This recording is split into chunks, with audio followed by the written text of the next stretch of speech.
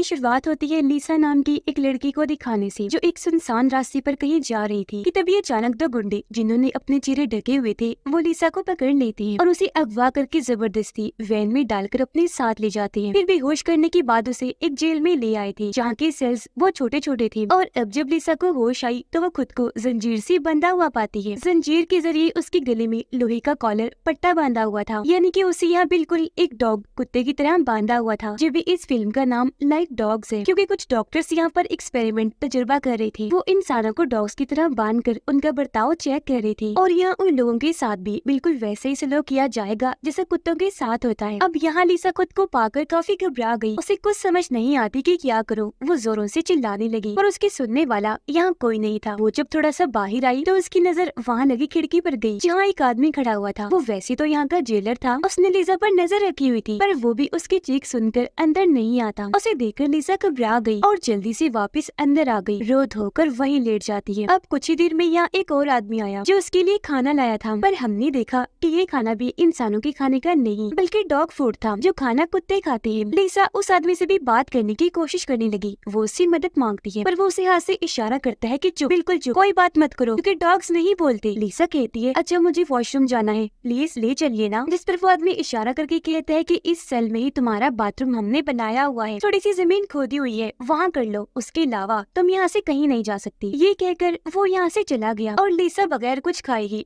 वहाँ बैठी रहती है। तभी वहाँ की लाइट्स ऑफ हो गई और अब लीसा सो जाती है। थोड़ी ही देर में यहाँ एक और आदमी खाना लेकर आया और जब उसने पहली वाली खाने की प्लेट देखी तो वो उसे भी उठाकर वहाँ से ले जाता है और ऐसे ये रात उसे भूखा सोना पड़ा। अगले दिन फिर एक लड़की खाना देने आती है, पर इस बार उसने खाने की प्लेट सेल से काफी दूर रखी थी, पर क्योंकि अब लीसा से भूख बर्दाश्त नहीं हो रही थी तो वो खाना खाने का सोचती है, पर क्योंकि प्लेट दूर थी तो वो पैर से प्लेट को अपनी तरफ करती है और जल्दी जल्दी खाना खाने लगती है जैसे उसने पता नहीं कितने दिनों से खाना नहीं खाया। अब तभी उसे एक आदमी की आवाज आई जिसे भी इसी कमरे की किसी सेल में बांधा हुआ था और वो मदद के लिए चिल्ला रहा था। अब जब वहाँ की लाइट्स बंद हुई तो लीसा प्लेट को जोर जोर से दीवार पर मारना शुरू कर देती है। साथ ही वो चिल्ला भी रही थी, मदद के लिए पुकार रही थी, लेकिन अचानक उसे चक्कर आए और वो बेहोश हो जाती है क्योंकि उन लोगों ने इस खाने में कुछ मिला दिया था। बेहोशी की हालत में लीसा को सपना आया जिसमें वो अपने एक दोस्त के साथ थी और वो दोनों एक साथ वक्त गुजार रहे थे। अगले दिन लीसा को बिल्डिंग से बाहर मैदान जैसी जगह पर छोड़ दिया जाता है और वहाँ ऐलान किया गया कि अब यहाँ लीसा को चलना है। चारों तरफ फेंस लोहे की बाड़ लगी हुई थी। लीसा सोचती है कि मैं फेंस को पार करके उस तरफ जाऊंगी और यहाँ से भाग जाऊंगी, लेकिन अब जैसे वो भागना शुरू करती है अचानक उसके गले का पट्टा अपने आप ही कसने लगता है। वो जैसे तैसे फेंस के पास आ गई और अब उसने जैसे फेंस को हाथ लगाया उसमें करंट था जो जोर से लीसा को लग जाता है और वो वहीं गिरकर बेहोश हो जाती है। अगले दिन जब उसे होश आई तो वो खुद को दोबारा अपने सेल में बंधा हुआ पाती है। उसके साथ इस कदर डॉग्स वाला सलूक किया जा रहा था कि ये तो उसे डॉग की तरह ही नहला रही थी। अब लीसा को फिर से कमरे में किसी आदमी की आवाज आई। अब पता चलता है कि वो लीसा के साथ वाले सेल में बंधा हुआ है जिसका नाम एडम है। उसे भी लीसा की तरह अगवा करके यहाँ कैद करके रखा गया था। उसके साथ भी डॉग जैसा ही बर्ताव किया जा रहा था। एडम अब लीसा को कहता है कि मैं यहाँ से निकलने का प्लान बना रहा हूँ जिसके बारे में दिन रात में सोच रहा हूँ। उनकी ये बातें चल ही रही थी कि तभी एक आदमी खाना लेकर आता है और कुत्तों की तरह इनके सामने रख के चला गया। एडम लीसा को खाना खाने से मना करने लगा और कहता है कि मत खाना क्योंकि इन लोगों ने खाने में नशा मिलाया हुआ है जिस वजह से या हम बेहोश हो जाते हैं या हमारा दिमाग ठिकाने पर नहीं रहता, हम उल्टी उल्टी हरकतें करते हैं। ये सुनकर लीसा कहती है भाई जो भी है खाना तो खाना ही पड़ेगा वरना तो ऐसे हम भूखे मर जाएंगे। जो कहकर वो खाना खाने लगी, पर क्योंकि एडम नहीं खा रहा था इसीलिए एक आदमी करंट वाली रॉड लेकर आता है और दोनों को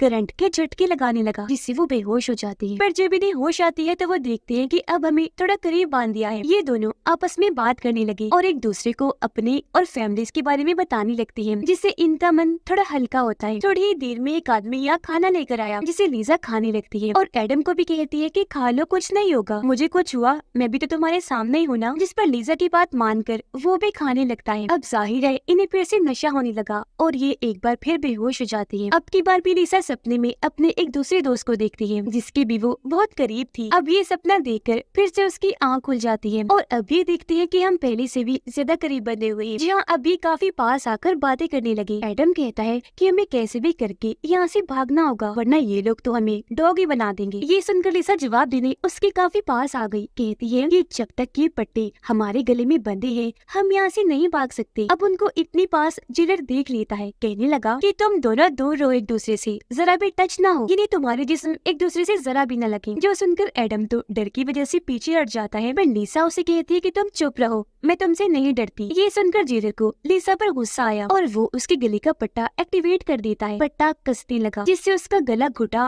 और वो फिर से बेहोश हो जाती है। थोड़ी ही देर में लीसा को होश आ गई, जिसके बाद एक लड़की इन्हें यहाँ खाना देने आई। वो रोड से जैसे खाना इनकी तरफ करती है, एडम उस रोड को पकड़ के लड़की को अपनी तरफ करता है, उसे नीचे गिराकर प्लेट से सर पर वार करता है, जिससे वो वहीं बेहोश हो गई। वो लड़की के पास से चाबियां लेकर अपने और लीसा के पट्टे को खोल लेता है, जिसके बाद वो लीसा को कहता है कि उठो, चलो यहाँ से भागते हैं। जो सुनकर वो कहती है कि ऐसा मुमकिन नहीं, हम यहाँ से नहीं भाग सकते क्योंकि हर तरफ कैमरास लगे हुए हैं। जिस पर एडम उसकी बात ना मानकर कहता है कि कुछ नहीं होगा, चलो मेरे साथ। और अब वो जैसे लीसा को अपने साथ ले जाने लगा, लीसा उसके सर पर प्लेट से हमला कर देती है, जिससे वो बेहोश हो गया। जो करने के बाद वो कैमरास के जरिए अपना कोड वर्ड बोलती है ताकि बाकियों को समझ आ जाए। कहती है पाइनएप्पल पिज़्ज़ा। जो सुनकर कुछ डॉक्टर्स यहाँ पर आ गए, जिससे हम ये जान पाते हैं कि असल में लीसा भी एक डॉक्टर ही है जो इस एक्सपेरिमेंट में उनके साथ मिली हुई है। लीसा के दो और साथी भी यहाँ आ जाते हैं, जिनमें से एक सर्जन था और एक लड़की डॉक्टर जो लीसा की दोस्त थी। अब लीसा सर्जन से पूछती है कि तुम आखिर खाने में क्या मिला रहे थे जो मुझे इतने अजीबोगरीब सपने आया करते थे। जिस पर वो कहता है कि कुछ भी नहीं, मैं तो हमेशा की तरह बस बेहोशी की दवाई ही मिला रहा था। अब उसकी बातों से साफ लग रहा था कि वो झूठ बोल रहा है। फिर लीसा कहती है अच्छा छोड़ो इन बातों को और सबसे पहले फैंस का करंट बंद करो, क्योंकि इतनी जोर से मुझे वो लगा था, फौरन बंद करो ताकि मैं अपने मकसद को हासिल कर सकूं। अब यहाँ हमें ये भी पता चला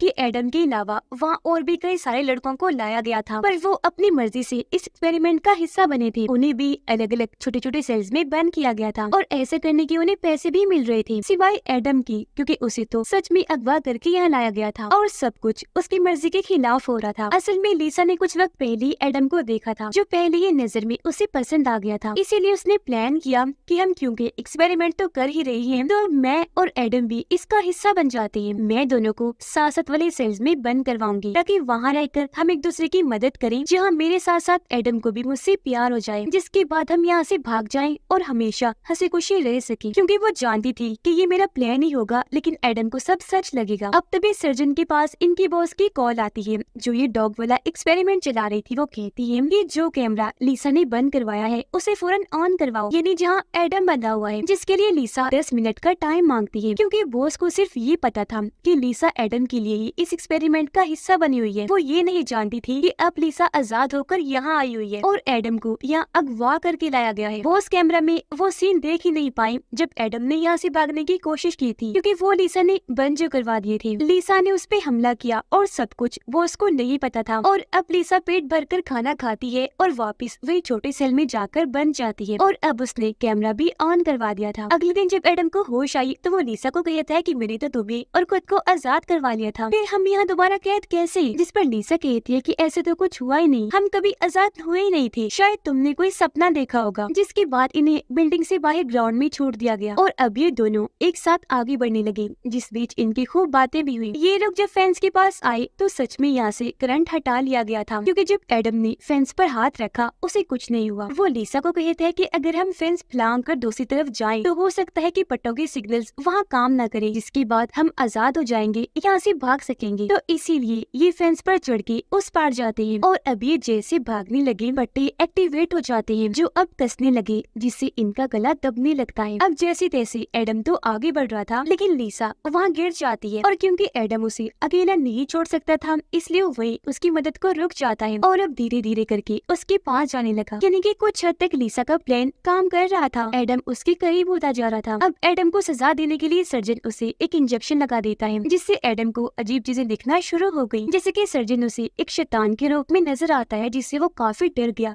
जोरों से चिल्लाने लगता है। अब सर्जन लीसा के साथ भी ऐसा ही करता है, उसे भी ये इंजेक्शन लगा देता है, जहाँ वो हमेशा की तरह सपनों में खो जाती है और इस बार खुद को अपने एक और दोस्त के साथ पाती है। उधर लीसा के डॉक्टर दोस्त देखती है कि लीसा और एडम के सेल्स के पास जो कैमरास है वो सारे बंद कर दिए गए हैं। ये देखकर उसे सर्जन पर शक हुआ कि या तो वो उन्हें कोई नशा दे रहा है या फिर उनके साथ कुछ कर रहा है, इसलिए वो गार्ड्स को लेकर उस तरफ चेक करने गई। देखती है कि लीसा और एडम ऑपरेशन रूम में है पर अजीब हालत में, जिन्हें वो वापस उनके सेल्स में छोड़कर आती है। और अब उसने कैमरास भी ऑन करवा दिए थे। अब जब सर्जन वापस आया तो कैमरास को ऑन, और ये देखकर काफी दंग रह गया कि लीसा और एडम अपने सेल्स में हैं, और वो इस बारे में सवाल करने लगा। उसकी इस बात पर लीसा की दोस्त का शक यकीन में बदल गया और वो ये सब कुछ अपने बॉस को बता देती है, जो सुनकर थोड़ी ही देर में बॉस यहाँ आई और कहती है कि फिलहाल ये एक्सपेरिमेंट बंद कर दो, क्योंकि अगर किसी को कुछ हो गया या नशे की वजह से किसी की जान चली गई तो हम सब जेल में चले जाएंगे। जिसके बाद वो लीसा के पास गई और कहती है कि मुझे पता है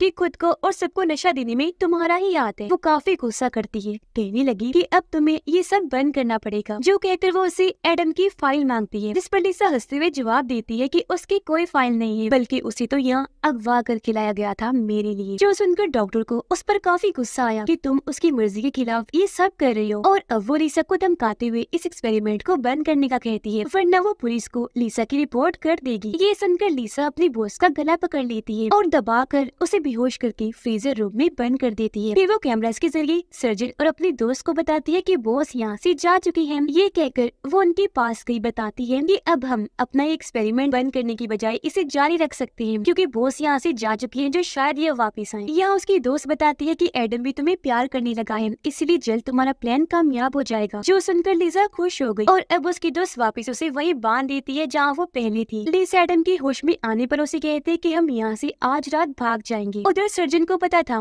कि लीसा ने बॉस को फ्रीजर रूम में बंद कर दिया है, इसीलिए ये उसे वहाँ जाकर चेक करता है जहाँ वो जमती जा रही थी और उसकी हालत काफी बुरी थी। वो बेचारी सर्जन से मदद मांगती है, पर ये बजाय उसकी मदद करने की उस पर भारी संदूक गिरा देता है, जिससे उसका सर कुचला गया और ऐसी उसकी दर्दनाक मौत हो जाती है। लीसा की दोस्त कब से सर्जन का पीछा कर रही थी, उसे शक था कि वो कोई गलत काम कर रहा है। उधर लीसा एडम के साथ बैठी बातें कर रही थी और उसे अपने प्यार में फंसाने की और कोशिश कर रही थी कि तभी अचानक यहाँ लाइट्स बंद हो जाती है, क्योंकि लीसा की दोस्त ने मेन स्विच बंद कर दिया था। और अब जब वो फ्रीजर रूम में गई तो वहाँ बॉस की लाश देखकर काफी डर जाती है। वो जोरों से चिल्लाने लगी क्योंकि लाश की हालत ही इतनी बुरी थी। तब भी यहाँ सर्जन आकर उसके मुंह पर हाथ रख के चुप करवा देता है, कहने लगा कि शांत हो जाओ और ये सब मैंने नहीं लीसा ने किया है। जो कहकर वो उसे भी इंजेक्शन लगाकर बेहोश कर देता है। उधर लीसा के पास पहले ही चाबियां थी, जिनसे वो अपने और एडम के पट्टे की लॉक तो खोल देती है और जल्दी से यहाँ से भागने का कहती है। एडम उससे पूछता है कि तुम्हारे पास ये चाबियां कैसी आई, जिस पर लीसा उसे चुप करवा देती है और यहाँ से लेकर भागने लगी। पर उन्हें कैमरास के जरिए सर्जन देख लेता है। वो इनकी गले की पट्टी फिर से लॉक करके एक्टिवेट कर देता है, जिससे वो कसने लगे और ये दोनों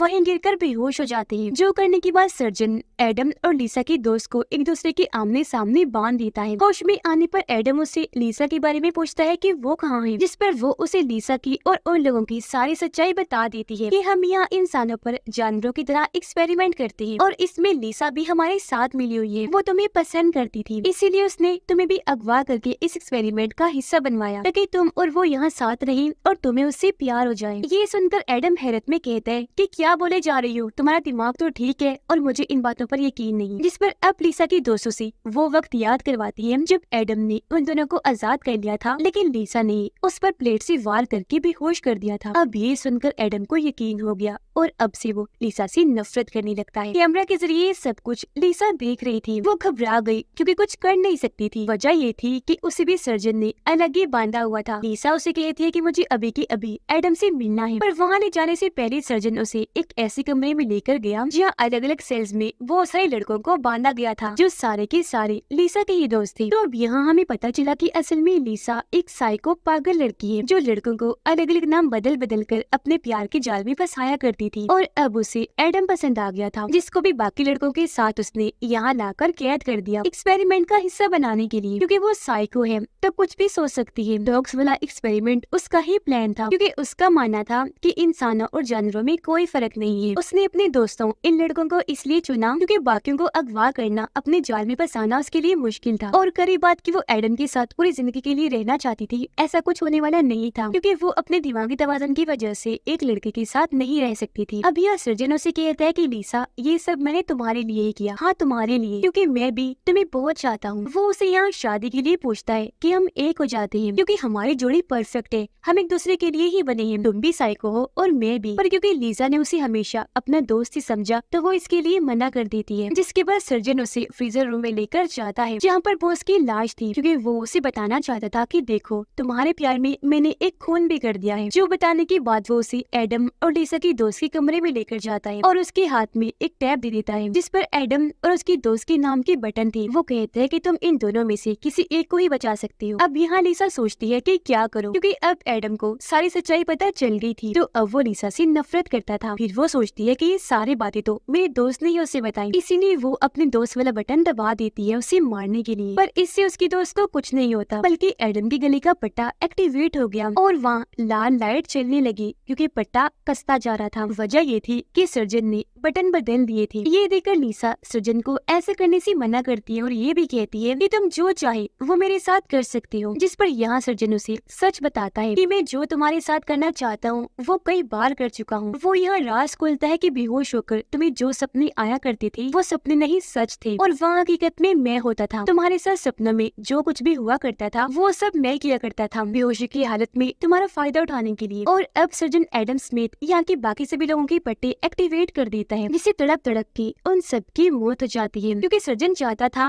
कि मैं यहाँ से सारे सबूत मिटा दूं और बाद में मैं और लीसा यहाँ से निकल जाए नई जिंदगी बसाने के लिए। पर अब यहाँ लीसा अपना ही पट्टा एक्टिवेट कर देती है अपनी जान लेने के लिए, लेकिन ये देखकर सर्जन उसका पट्टा खोल देता है। तब लीसा बेहोश होती की एक्टिंग करती है। ये देखकर सर्जन जैसे सांस देने उसके पास आया वो उसके चेहरे पर ही काट लेती है और अब अपने दोस्त के साथ यहाँ से भाग गई। ये दोनों अलग अलग जगह पर जाकर छुप गई, पर सर्जन ने लीसा को देख लिया था और क्योंकि अब उस पर गुस्सा था इसलिए वो उसे रॉड से करंट लगाकर मारने की कोशिश करता है, लेकिन लीसा उसे टांग मारकर यहाँ से भाग जाती है। वो एक कमरे में आकर छुप गई, पर तभी यहाँ सर्जन भी आ गया जो उसे पकड़ लेता है। वो उसका गला दबाने लगा जान से मारने के लिए, पर यहाँ लीसा की दोस्त भी छुपी हुई थी। वो उसके चेहरे पर एक हथियार से हमला कर देती है जिससे वो जख्मी होकर वहीं बेहोश हो जाता है। उसे जब होश आई तो लीसा उसके गले में पट्टा बांध देती है और उसे एक्टिवेट करके बड़ी बेरहमी से उसकी जान ले लेती है। अब यह लीसा की दोस्त को लग रहा था कि सब ठीक हो गया, पर उसी हथियार से लीसा अपने दोस्त के चेहरे पर भी वार करती है क्योंकि उसे अपना बदला लेना था कि उसने एडम को सब कुछ सच क्यों बताया। वो यहाँ कोई सबूत भी नहीं छोड़ना चाहती थी, जिसके बाद वो अपना हुलिया अपने दोस्त जैसा बना लेती है, यानी कि उसका चश्मा लगा लेती है, उसके कपड़े पहन लेती है और ऐसे ही बाहर निकल गई क्योंकि बाहर उसके दोस्त को कोई नहीं जानता था और उसने इस पूरी जगह को भी आग लगा दी थी। जिसके बाद लीसा अपने पागलपन में यहाँ से आगे बढ़ती रही। उसके चेहरे पर एक शैतानी मुस्कुराहट थी और अब वो ऐसी पता नहीं और कितने लोगों को बर्बाद करेगी अपने पागलपन में और एक्सपेरिमेंट्स कर करके। और इसी के साथ ये फिल्म इधर ही खत्म हो जाती है।